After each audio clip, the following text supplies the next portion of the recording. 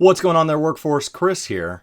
Brian here. And today we are talking about, we're going to try to look forward. We're going to try to look at something positive out of this because unfortunately Fanfest has been canceled. I don't think that's surprising. So I don't look as hit as when BlizzCon was canceled, because as soon as BlizzCon was canceled, it was like, yeah, Fanfest is probably going to be canceled too. I think they're just waiting for an elegant way to say it.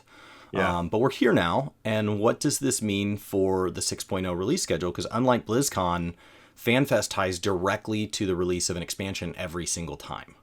And so if you're new to the game and this would be your first expansion, let's set a little context and how it's gone in the past. So far, every time FanFest for North America has kicked off kind of the expansion hype cycle. North America traditionally gets the trailer, and that's kind of the big reveal. And then it goes into the different, it goes to like either Europe or Japan, and they've kind of alternated back and forth to where then that's when they start to reveal jobs. And if there's other races, like they want to save something really exciting for every fan fest. And so in context of this change, North America is actually not first, and they say they're trying to get this somewhere on the schedule for the first half of 2021, which if you're thinking of 6 months, that's typically when they release the expansion. So there's going to be a part of this conversation that talks about, is this already confirming a delay in that cycle where the expansion itself gets pushed out of the June, early July timeframe into the August, maybe September timeframe? What is that ultimately going to look like for the game and its release? But beyond that, Japan, we know Japan is still on the books, Yep. so there is still a fan fest to be had, this time kicking off in December, and then they have Europe to follow in February. So, the question that first I have, and I'd like to know what Chris's thoughts is here, is do we have our fan fest before or after the expansion, or do you feel the expansion is definitely delayed and we might have our fan fest a year from now in June 2021 after all the alien attacks and whatever else is going to be thrown at us in 2020? Um, I, I pessimistically, if on this channel, compared to my wife and many of those I surround myself with, I am considered an optimist. But compared to Brian, I am doom and gloom all the time. And I would say I just want to set myself up for the expectation that we don't get a fan fest. Okay. That they will do the effort and they will make the strides, but that booking a venue this big and the fact that it's tied to an expansion means we risk not having one. Because BlizzCon, they have all these other games they can talk about. So canceling BlizzCon, not canceling BlizzCon, those announcements come out on their own. It's just a place where, yes, we get an announcement, but we don't know what franchise it's going to be from. We don't know how big it's going to be. It varies year over year.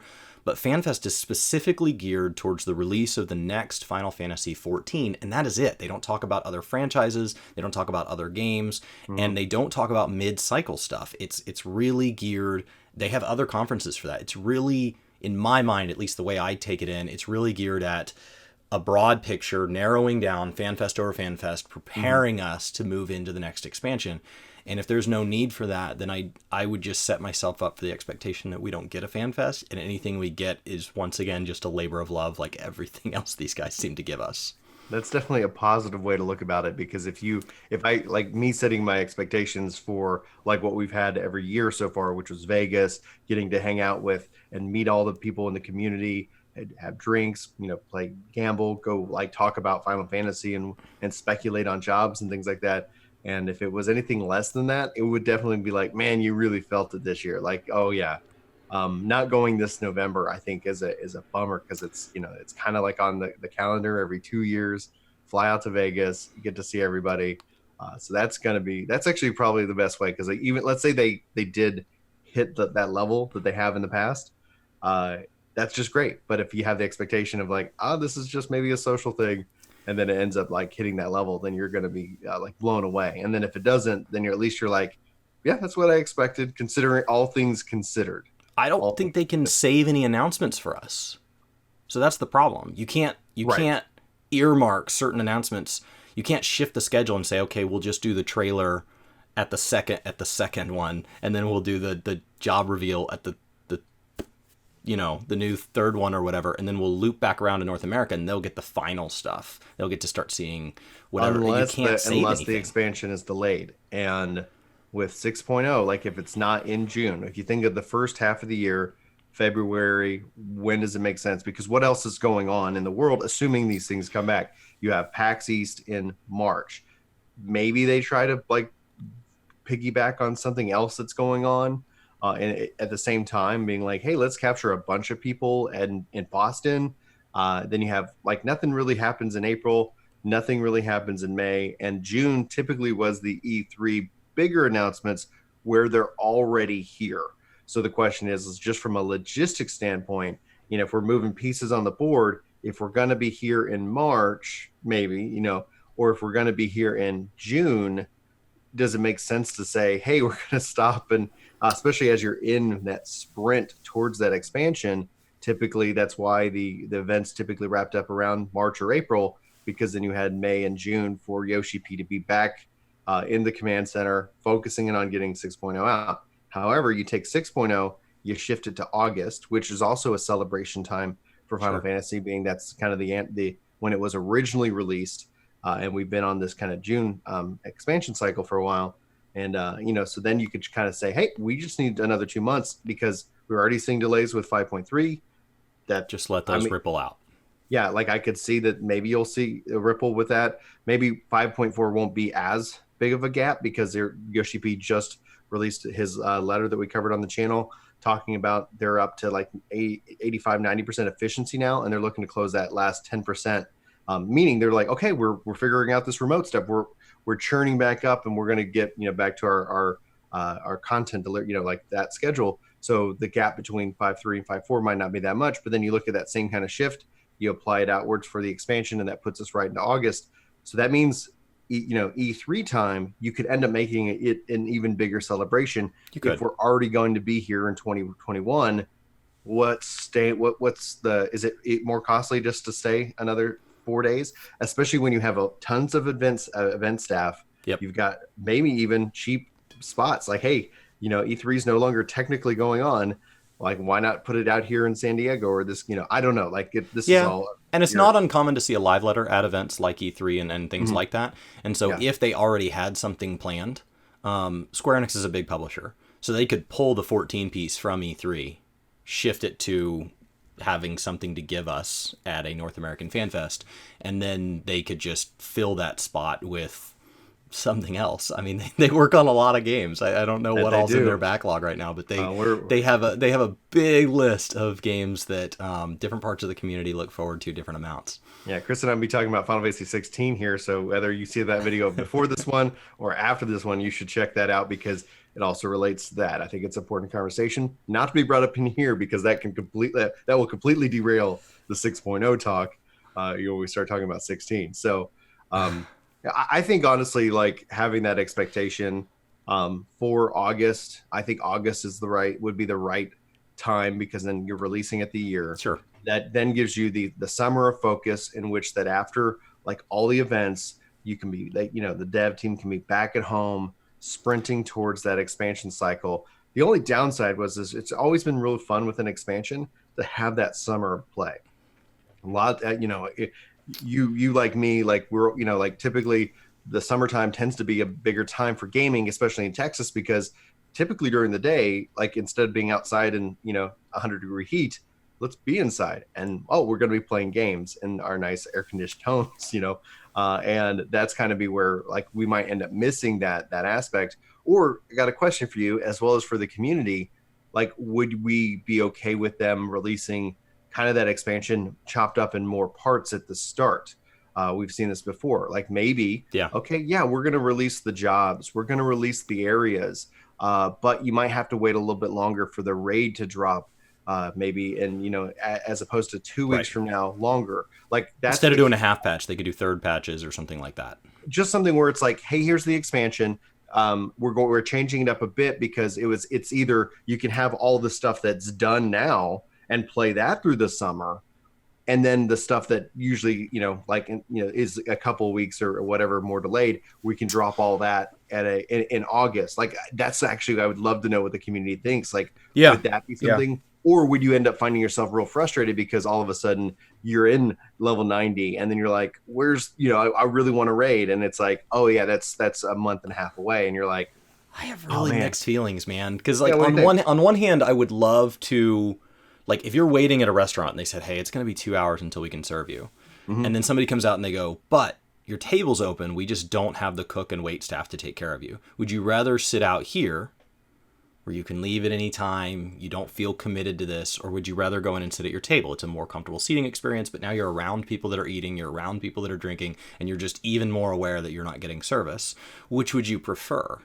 And so, like, letting me to the other side of the curtain, only to promise that it is going to be worse service for some delay, is a mixed feeling. It's not a game uncommon with dry spells. It's not a game that has ever been shying away from, you know what, if you run out of things that you want to do within this game, take a break. But to pivot from that, I would say, you know, my question to you is then logistically do you manage expectations around getting into this conference and things like that? Because when do you sell tickets? Because we've boldly claimed that either there will be a North American Fanfest or there will not be.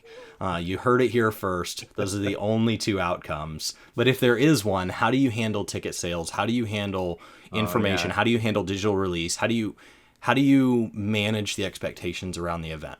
It's going to be driven based off of location, 100%. Because last time there was random lottery, and we fought and we were able to get in.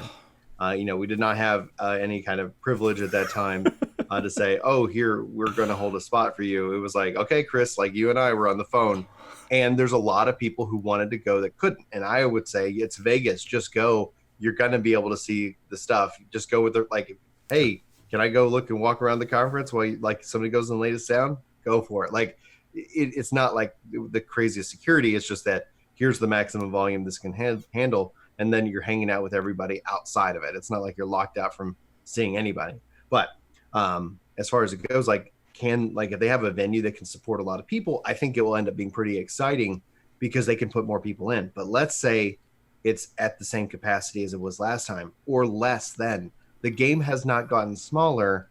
The population has only gotten bigger. And whether they're on a break or not, setting up ticket sales is going to be something tied into that. And to their first round usually is all driven by activity. Are you actively playing the game? You're eligible first. Out of that pool, I don't know if they would ever even hit. Okay, anybody who's been active but isn't currently, you can now buy a ticket. No, they're gone. Like, and so how do you then manage the expectation for those who are in and did not get a ticket? Who that's their event. Like, this is the thing they've been looking forward to. Hey, it got punted. I'm just going to say June. If it comes sooner, great. But I'm just thinking, let's just set it for that because that's at the tail end of the half of the year. Okay, that's fine. Maybe you got some summer break. Kids are out of school. Like November works out real well because things are slow. June works out well because maybe things are slow. People can travel a little bit freely. All that being said, it's going to be a lottery, and I don't know, depending on the volume, like who can get in. And so the question is do they go and say, hey, do you want to apply? And then you're going to get a number and it's going to roll, and rather than you try to rush the system and buy the tickets, it's going to be like, congratulations, you've been selected. Do you want to buy tickets? Yes. Or, puff or pass, let's go. And then it just moves on to the next lucky person in line. It's interesting. As a totally alternative and last thought, my only other thing would be if it doesn't release tied to this expansion, it releases next year. Could this be the move that moves to Square Enix or Final Fantasy or MMOs from Square Enix or some category of games, even if it's not just 14, moves this to being an annual thing, moves these to being more spread out in general instead of being this blitz where they go around the world in 80 days, just every other year. Part of me has wanted something from Square Enix. Going every other year is, I would rather there be an option every year, even if like I had to go to Europe for one or something like that. I don't know that I could budget for that, but I'd like to have that option. I think having it every year would also kind of give us the ability that alleviates some of the ticket things. I know people that don't go to BlizzCon every year, but it's available every year. And so assuming there's people that fall on, let's say, odds and evens on that kind of allows a greater capacity than a lot of people can afford to, not everybody, but a lot of people, a larger number can afford to go every other year because you have 24 months to save up to go to this. And so I think it leads to even more disappointment if you don't get to go because the gap until the next one is so big. Could this move to us having an off-year conference? That would be really interesting. And ultimately, like the positive side of an off-year conference, just this week on the Crystal Core Radio, I covered in the news that Square Enix's profits are just way up, and then they look at year over year. Hey, big shocker, right? The years that they release expansions for 14 and Dragon Quest turns out very profitable, both in subscribers and in revenue. Right. You know what? In the years that they don't, they're way down. It's like amazing. Boop, boop, boop. And I would think, and here's the thought, like ultimately, when we look at what FanFest is, right? Square Enix has a lot of really great properties. Does it need to evolve into a BlizzCon-like event where you have like this thing that is set every year, and you've got multiple games? You got Avengers coming out. That's a games as a service. You got Final Fantasy XI, Final Fantasy XIV. Check out our video about 16. That's a real fun one. So anyway, we're not going to try not to bring it up too much here, so we don't do like 2 videos in one. But then all of a sudden, like if I was in charge and I look at those years that are just naturally down, I go, is there something we could start stacking up in those years as well? And then does it make sense to have like this event that people are passionate about for 14? Why not just grow that even bigger, become that BlizzCon, and all of a sudden, hey, here's the 14 stuff that you're rocking and rolling. We still got patch information, art contests, costume contests, but now you got 11. Maybe you got whatever 16 might be, or there could be a Tomb Raider booth. There could be the Dragon Marvel Quest. booth. They touch a lot of stuff. Outriders is coming out, and while that's not a games as a service game, it still looks like it could be a game that has a lot of life and legs. An incredible venue to release Octopath Traveler 2 demo or whatever they want to surprise us with. Yeah. And so they are a massive publishing company who is looking to grow, and they're seeing such great success that it's like, so that the whole point is that off your conference, on your conference, like, do we see this also helping to lead into the evolution of this conference so that they can start to say, hey, it's not just about one game, but at that point, that's when you're looking at massively growth scale. And then you would have, you would have to go something like, the San Diego, conference. Right. Which BlizzCon is a massive venue. They're always, if there's been talk for years about them opening another wing on that venue. And if they do, Blizzard will just rent that out too.